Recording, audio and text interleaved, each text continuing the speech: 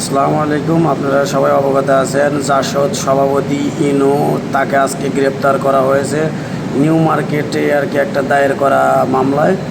তো আপনারা জানেন, আওয়ামী লীগ নেতৃত্বাধীন 14 দলীয় জোটের নেতাদের মধ্যে এবার জাতীয় সমাজতান্ত্রিক দলের অর্থাৎ জাসদ সভাপতি হাসানুল হক ইনুকে গ্রেপ্তার করার কথা জানালো পুলিশ।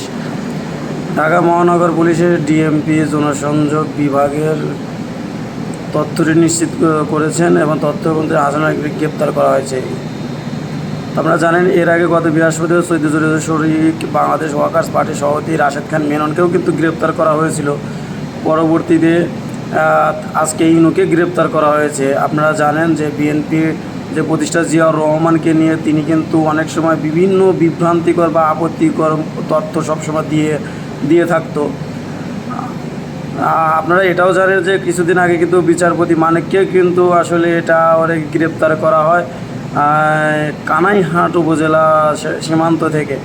তো আজকে ইনুকে গ্রেপ্তার করা হয়েছে। আর আপনারা জানেন, ইনু 2014 থেকে 2019 সালে তথ্যমন্ত্রীর দায়িত্ব পালন করেছেন। তো তাকে আসলে আটক করা হয়েছে।